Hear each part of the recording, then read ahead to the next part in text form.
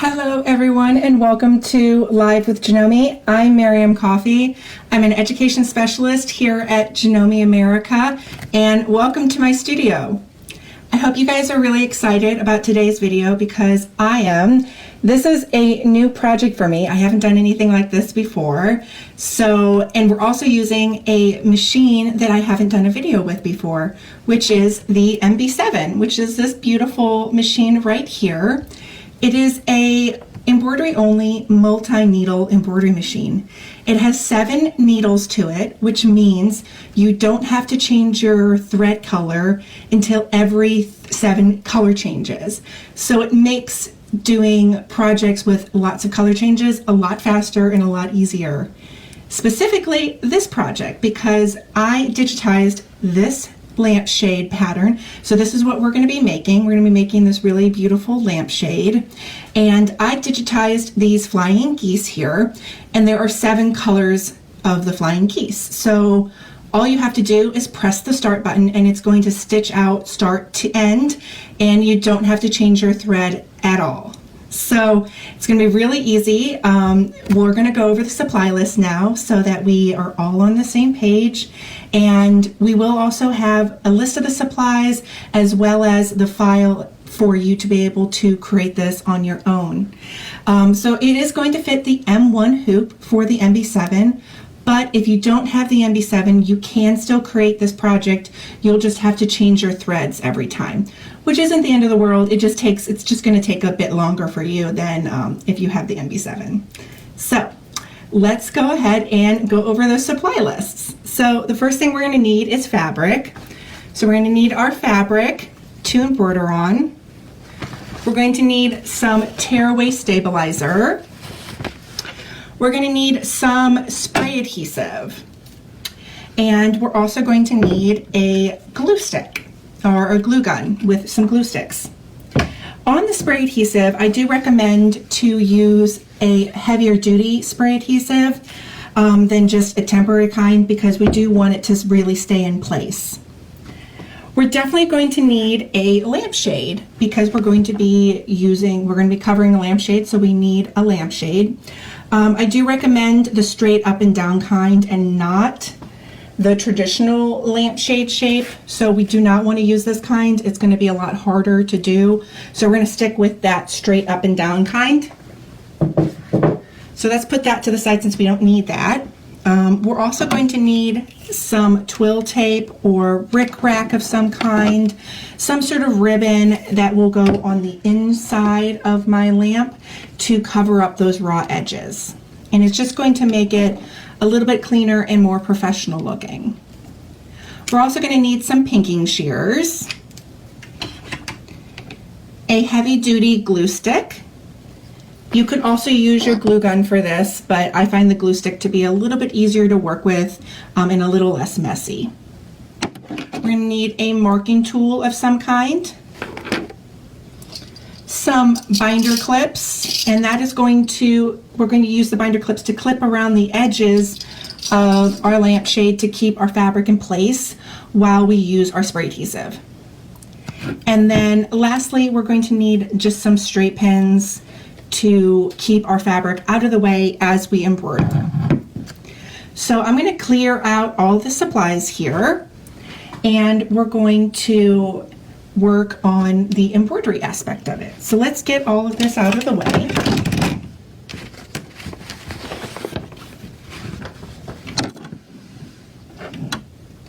Let's move this to the side. Alrighty, so now that we have our clear space, let's go ahead and pull out our embroidery hoop. So the first thing we're going to do is pull out our fabric and our embroidery hoop and our tearaway stabilizer. So let's grab our stabilizer, and then we're going to grab our fabric and our hooping. So the first thing that we want to do is we want to draw a line on our fabric. We want to draw a 90-degree angle, and this is going to allow us to know where we place our first hooping, because we want to line it up against this horizontal line and then along the vertical line. So I have my first hooping lined up here. So this is my first hooping. So I have this lined up. I have a marking here, and I have a mark on this side as well. This is the top of the hoop, and I know this because it has my little arrows, and it also has a screw here at the bottom corner. So I've done my first hooping. I've already stitched it out, and what I want to do is I'm going to unhoop this, but I wanted to point out the way I hooped this first time is I used the edge of the fabric here, and I have all of the bulk of my fabric hanging off the front of my embroidery hoop. But when I flip this, or when I hoop my second hooping, I'm actually going to rotate it so that the bulk is actually rolled up into the top here. But it's going to be all of the unsewn fabric.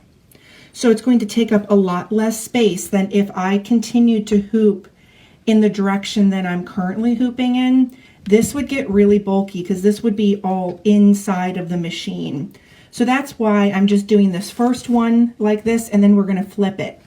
So first of all, let's loosen my hoop just so it makes it easier to hoop, to take my hoop out and to hoop it the next time. So I'm going to unhoop this product. I'm going to unhoop this. I'm going to take it out, and then what we're going to do is we're going to flip it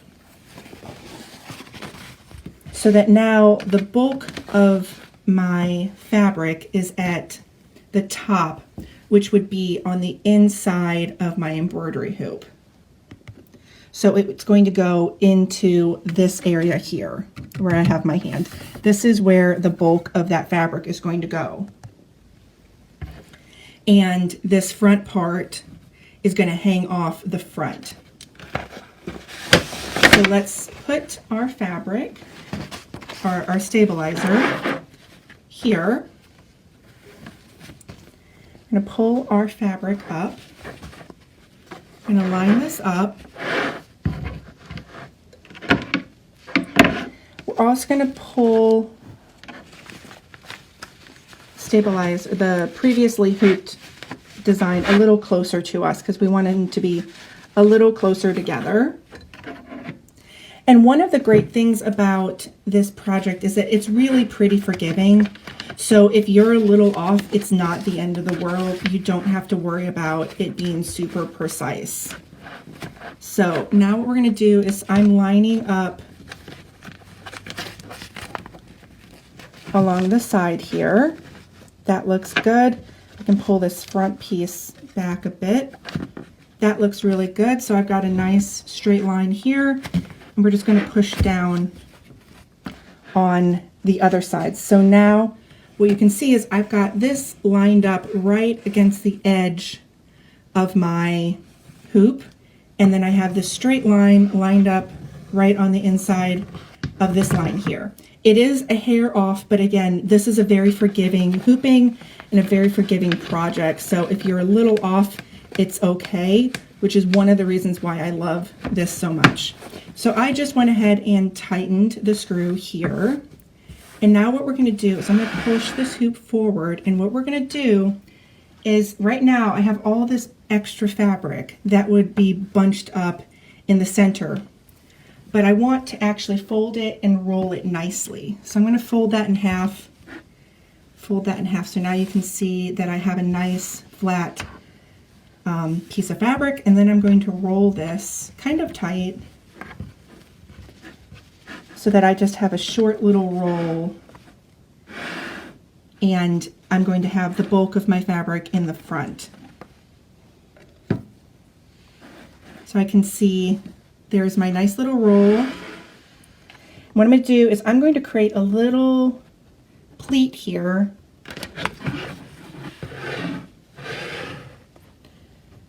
Right here is where I pinned into, in between the two hoop, in between the inner and the outer hoop, I stuck the pin down vertically, tucking this excess fabric out of the way. I'm going to do the same thing on the other side. Create a little pleat here, a little tuck. And then stick it straight in between those two layers.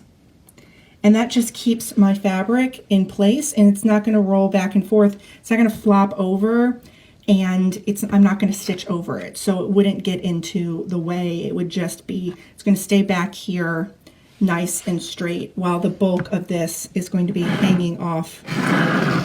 The bulk of this fabric is going to be hanging off the front. And then the next time we hoop it, there's going to be two hoopings hanging off the side, and then this is going to get smaller on the top. So let's go ahead and go to the front and load the machine. Now that we're at the front of the machine, all we have to do is load our embroidery hoop onto the machine. Because I already have my design pulled up already, it shows that there are 7 color changes, and it will take 44 minutes to stitch out.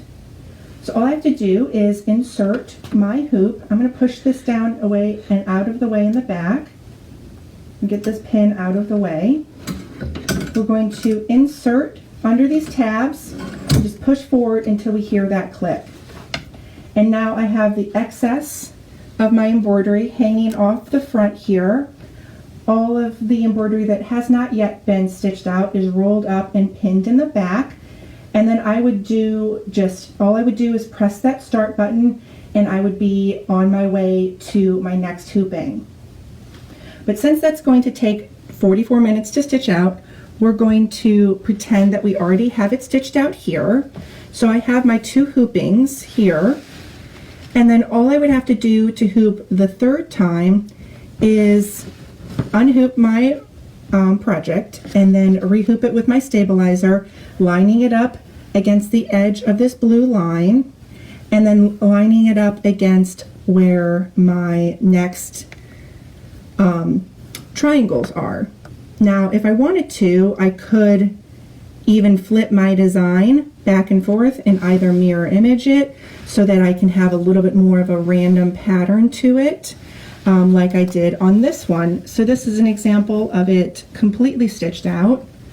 So this is it stitched out, and you can see I kind of flipped it back and forth so it's not consistent, and it has a little bit more of a variety of pattern combinations, which I think makes this so so exciting, is that it has it's a little bit more random. So now that we have our fabric already embroidered out, let's go ahead and go to the other side, and we're going to attach it to our lampshade. Now that we have our fabric all embroidered from top to bottom that will fit the circumference of our lampshade, now we have to use our spray adhesive to spray it into place.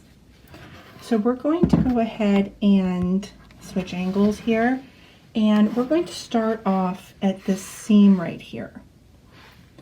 Now I'm going to take the end of my fabric, which I have trimmed with pinking shears just to keep it from unraveling. And what I'm also going to do is I'm going to center my design on the width of my lampshade. So what I'm going to do is further back, I'm going to take 2 binder clips and keep this in place so that I can flip this back and spray some spray adhesive here that will then we'll be able to attach this front part and then roll the rest. So let's spray this.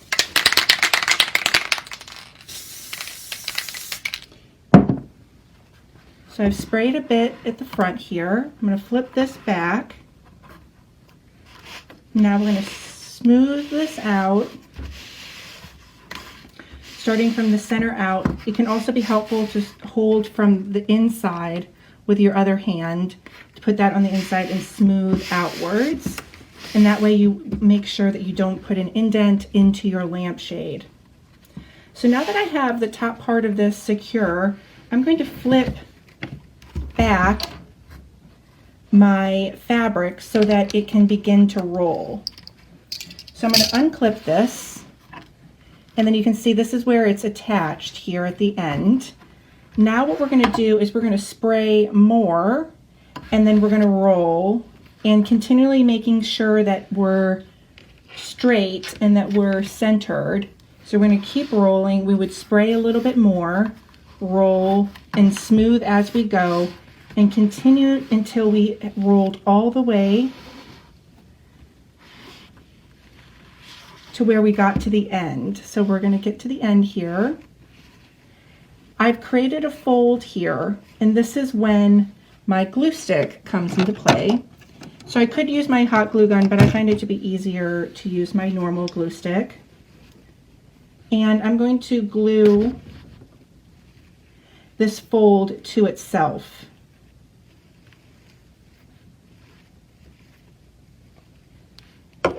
So now it has a nice crisp fold. And then I could glue, I don't want to use the spray adhesive because it could get this really messy. So then this is when I could glue across here and then smooth it out. So then now I have a nice crisp edge. I can even use my binder clips to clip this into place while it dries. Clip the other side until you have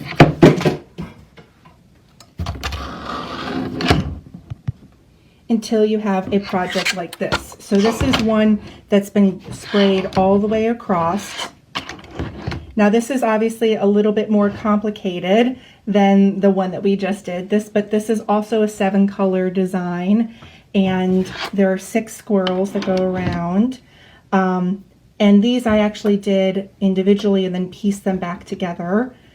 But now that we have this sprayed all the way across, we have to trim the excess.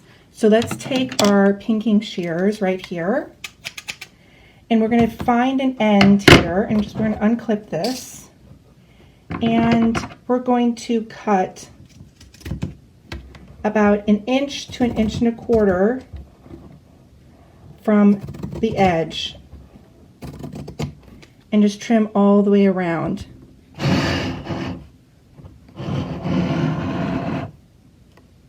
So we're just going to trim all the way around our project until it looks like this.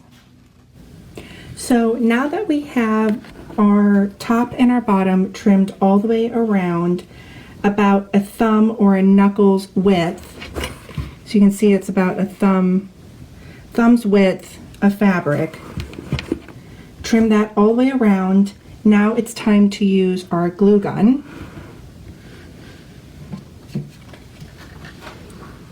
So now we're going to glue on the inside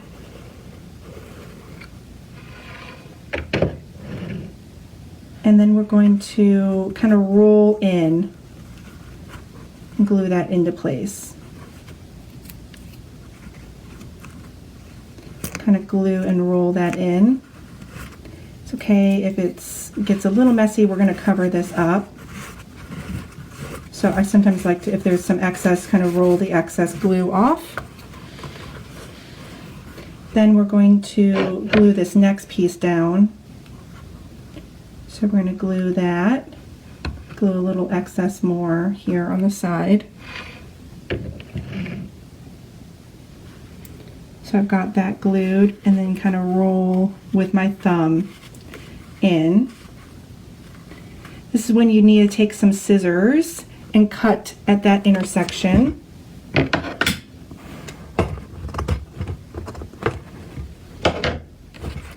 So now you can push it on either side and it will split on either side of that bar. So I'm going to pull that back up a little bit, and we're going to glue underneath there. And then on the other side, glue a ribbon there, kind of roll down,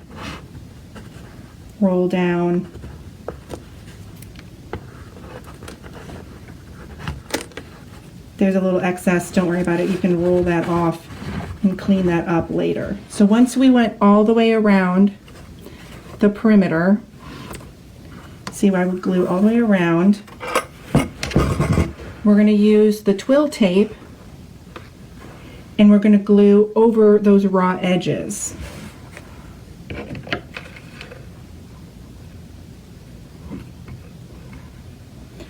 And that's going to give us a little bit more of a professional, cleaner look. So see how much nicer that looks?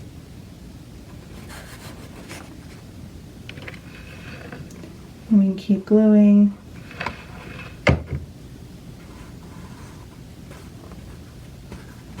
And we would glue all the way around until we covered all of our raw edges. So we would have this nice clean and crisp top and bottom. And then we would have a beautiful finished lampshade like this one right here. I hope you guys have enjoyed making this lampshade with me, because I know I have. Can't wait to finish my squirrel lampshade here. Once I finish this, I'll send you guys a picture on Instagram, or we'll post it on our Janome Facebook page. So I hope you guys have enjoyed making this lampshade with me, because I know I'm excited to make many more lampshades. So I hope you guys have a fantastic day and happy sewing!